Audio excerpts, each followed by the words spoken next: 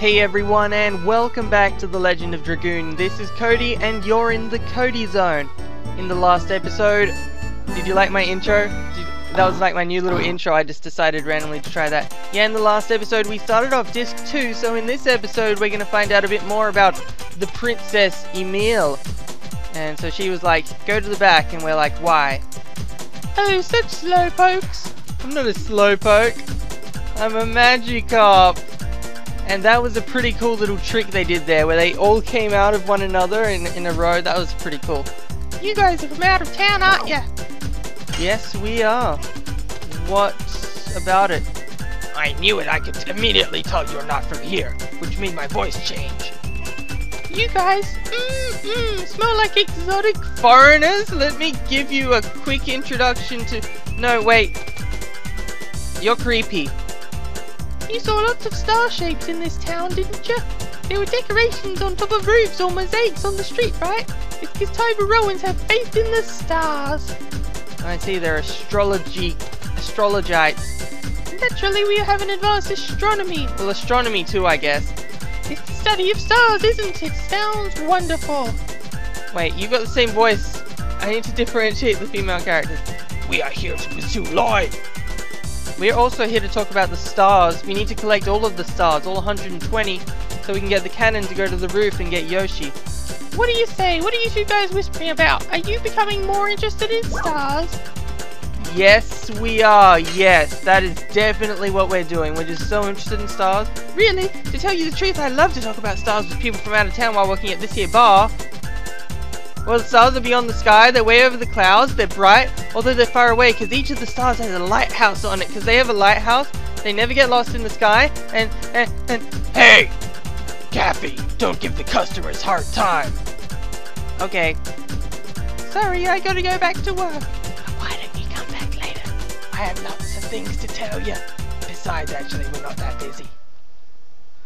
Alright, so, why don't we just talk to her again?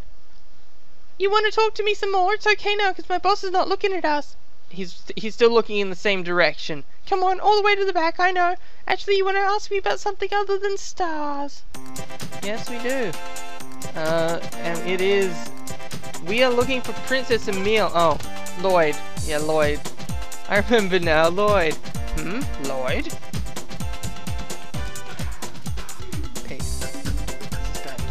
I don't know, if Miss Cappy the hipster doesn't know it, it means he probably isn't in this town.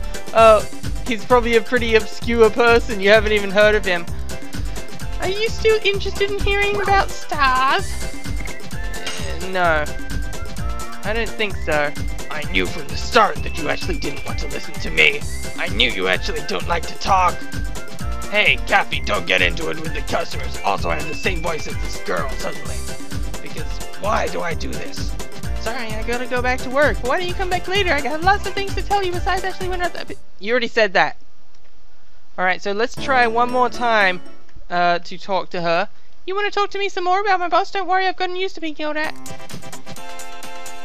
And they do that trick again. I just love that trick. It's like when you get those little egg people and then you open it up and there's another one inside and there's like 6 of them. But of course you would lose your interest in stars from my story. I only know what everyone else knows. Yeah, tell me something about the stars that you don't know. That is not a sentence that makes sense. You know what? I'll introduce you to a person you would like. He's an astronomer named Fester. He's crazy about the moon that never sets. I think he can tell you lots of interesting things. Alright. The moon that never sets.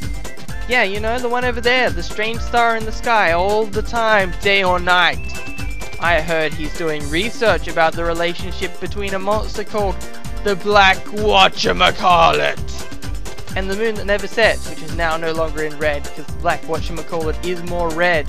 Why don't you drop by? He's next door. Hey, Cappy, stop goofing around. It's already dark out. What? What?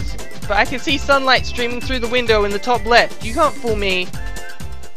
Look, I can see the sunlight. It is streaming through the... Whatever. Whatever, you can do what you want. Oh, there, the sunlight's gone now. Alright, so it is now nighttime, and there is now a guy here. This is Princess Emile. I used to admire you, but I feel a deep shock as a member of your fan club. Oh, Princess Emile, you're letting down your fans. There's just some poor guy just like slumped over in the bar. He was crying himself to sleep because he used to be part of his fan club.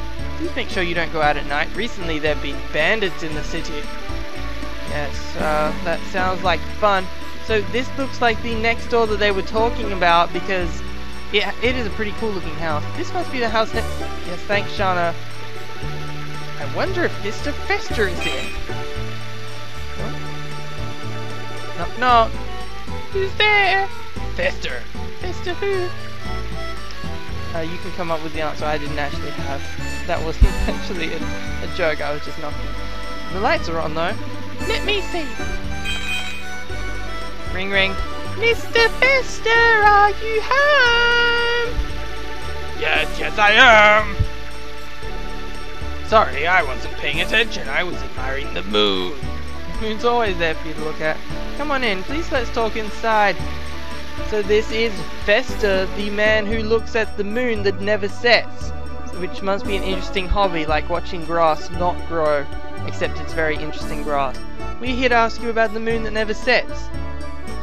Oh, about the moon that never sets.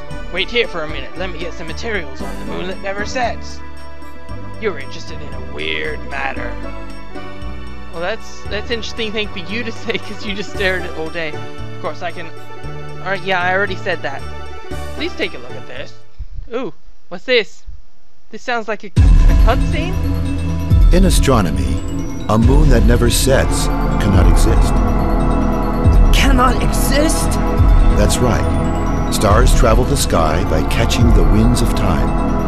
But this moon isn't affected by time. It never moves day or night. That's why it's called the moon that never sets. I don't recall giving you permission to do voice acting. After counting 108 years, when the moon that never sets glows red, a moon child descends upon the earth to fill the world with holy bliss. A poem of yore telling the fate given by the moon. However, what we really get is the spawning of destruction and fear, that is, the Black Monster. Black Monster.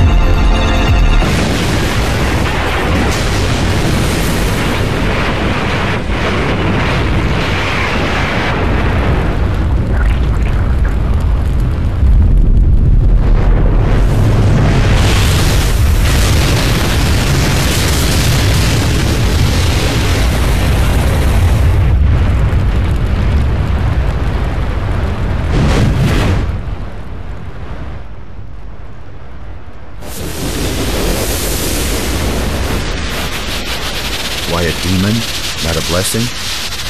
What does it mean? The mystery has yet to be resolved. Brilliant cutscene. Wow, that was great. I loved the art direction on that cutscene. I'm sure Princess Emile did too. She was just watching the cutscene from her castle.